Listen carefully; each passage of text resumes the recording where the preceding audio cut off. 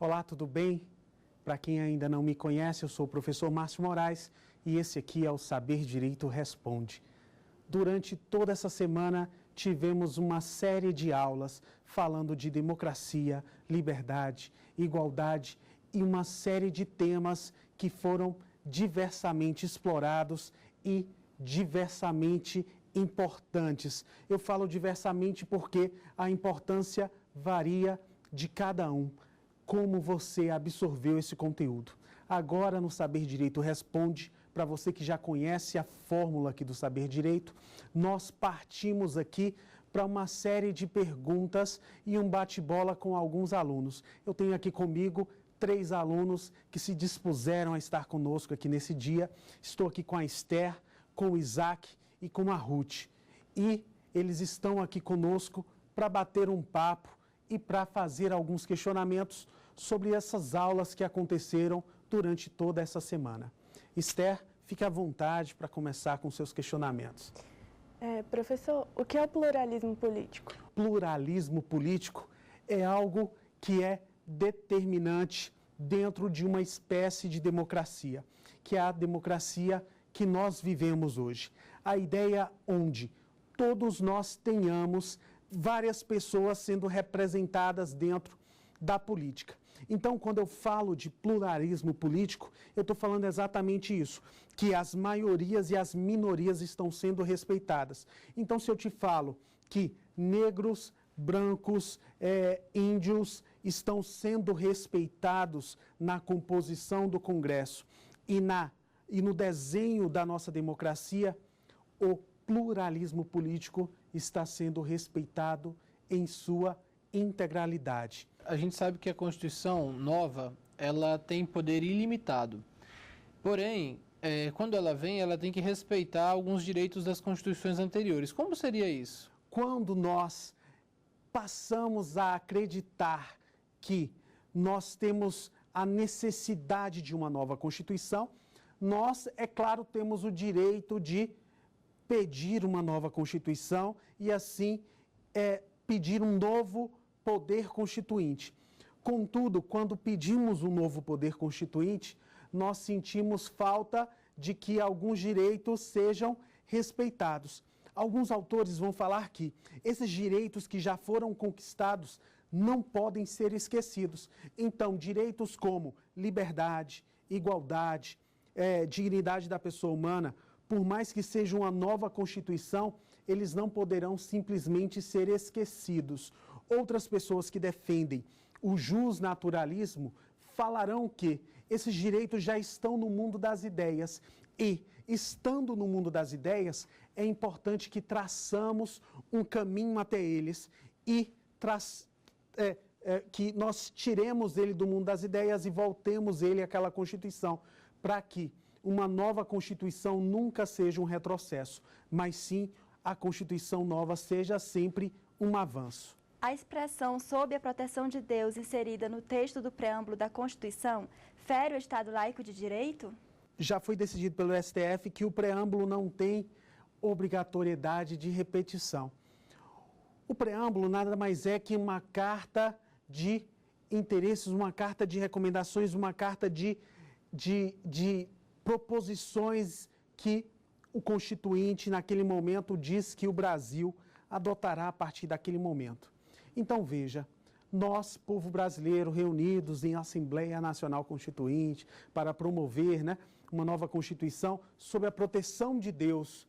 Então, esse sob a proteção de Deus, em algum momento, tem o condão de tirar a laicidade do nosso Estado, tem o condão de fazer com que o nosso Estado não seja mais laico. E para entender isso, a gente precisa entender o que é o Estado laico. O Estado laico é aquele Estado onde a religião e o Estado não têm envolvimento direto. Ou seja, se voltarmos um pouco no tempo e puxarmos lá atrás a ideia de que o Papa, o bispo da Igreja Anglicana tinha total ingerência dentro do governo, isso sim era um Estado não laico.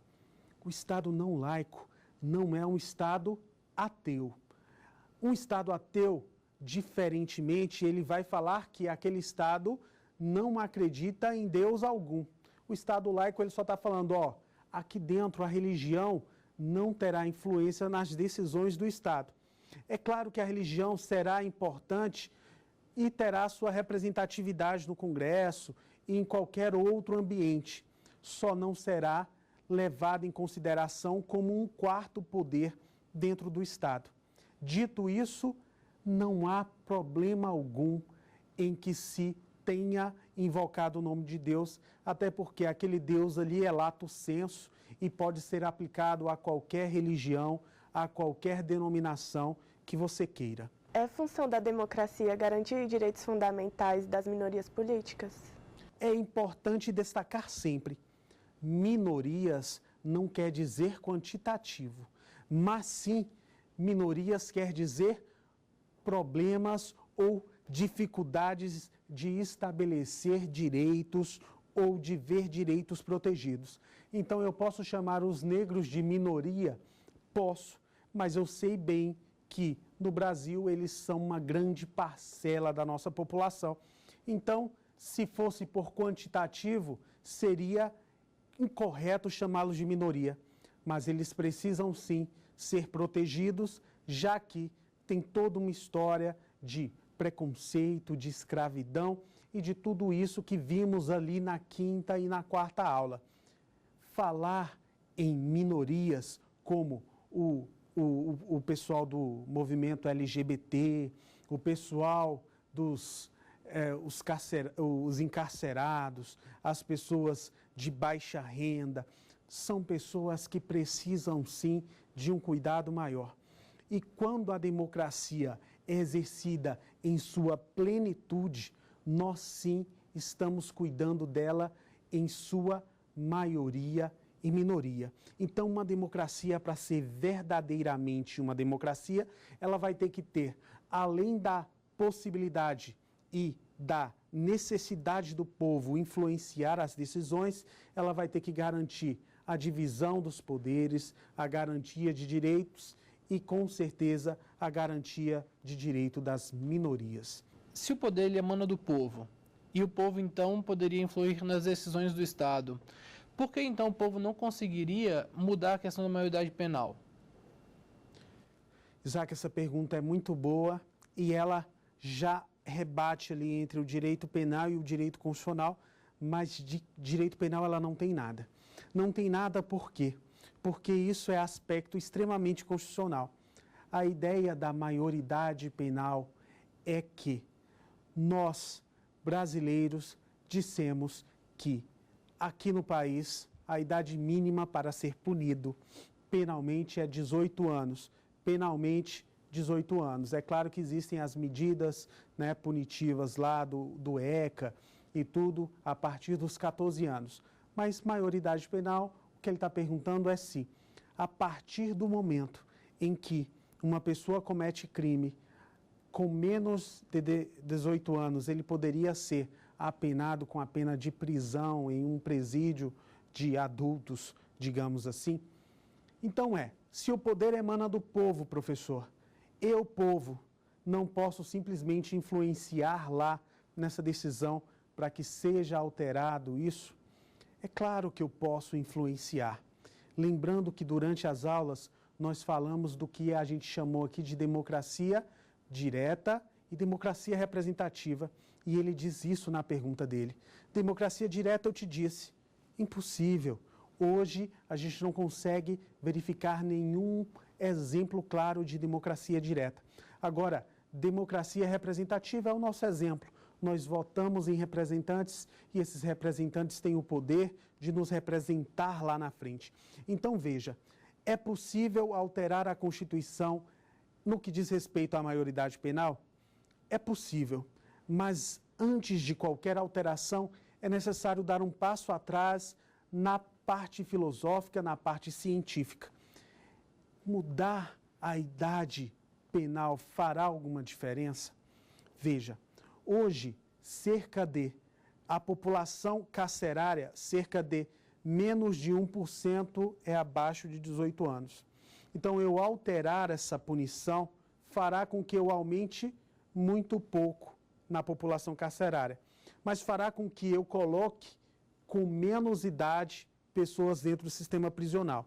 Essas crianças de 14 a 18 anos que entram para cumprir medidas punitivas, elas têm um alto índice de ressocialização. Eu não posso te falar o número exato, mas gira em torno de 40% a 50%. Dentro daquelas pessoas que são presas após os 18 anos, esse número cai para 5% a 10%. Então, veja, eu só estou tentando reduzir a possibilidade de salvar aquela pessoa. Lembrando que, se eu não dei a opção para que ela tivesse outro caminho, talvez o erro seja anterior. Então, a gente precise alterar algumas coisas antes de simplesmente tomar a decisão de reduzir a maioridade penal. É interessante, professor, a questão que eu queria levantar em relação à inconstitucionalidade da redução da maioridade penal, porque os direitos do indivíduo, um deles é em relação à punição. O indivíduo, então, ele só poderia ser punido a partir dos 18 anos. O senhor reduzir essa maioridade penal não seria inconstitucional visto por esse ângulo? Tá. Lembrando que é possível uma alteração constitucional de cláusula pétrea. Cuidado, porque a cláusula pétrea, ela não é uma pedra imexível, né? Ela pode ser mexida desde que para melhor, mas há toda uma discussão que é possível sim alterar a maioridade penal e existem grandes doutrinadores que defendem isso. Eu, Márcio, defendo que é uma cláusula pétrea e não pode ser alterada. Eu, Márcio. E, ao meu lado, também eu tenho grandes juristas que dizem exatamente isso. Reduzir a maioridade penal é ir de encontro àquela cláusula pétrea que diz que, para piorar nunca, para melhorar sempre, para deixar como está, eu não preciso mexer. Mas existem teorias plausíveis que dizem sim que eu posso fazer essa alteração na Constituição da República Federativa do Brasil. Professor, o que é modus vivendi para John Rawls? O que é o modus vivendi para John Rawls? Se você assistiu essa aula, você lembra que John Rawls vai falar que durante esse caminho para o consenso constitucional e o consenso sobreposto na sua teoria de justiça, nós primeiro teremos que entrar no modus vivendi. Para deixar bem resumido e bem claro o que é o modus vivendi, nada mais é que o modus vivendi é uma confluência de pensamentos para um destino e esse destino leva que a gente entenda que há um bem da sociedade e toda a sociedade quer que esse bem seja realizado.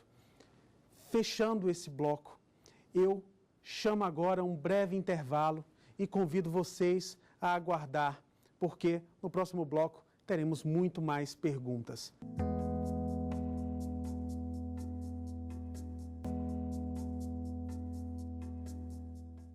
Voltando aqui para esse bloco maravilhoso do Saber Direito Responde, eu tenho aqui comigo hoje a Esther, o Isaac e a Ruth, fazendo perguntas sobre o tema de todas as aulas que tivemos durante a semana. Vamos lá para mais uma rodada de questões? Esther. Para que houvesse liberdade, seria necessária uma reciprocidade na coação? Se sim, não correríamos o risco de virar uma ditadura? A Esther está fazendo uma pergunta ali sobre reciprocidade na coação. Ela está trazendo um pouco ali de um autor que utilizamos durante todas as nossas aulas. Esse autor que utilizamos durante todas as nossas aulas foi Rousseau.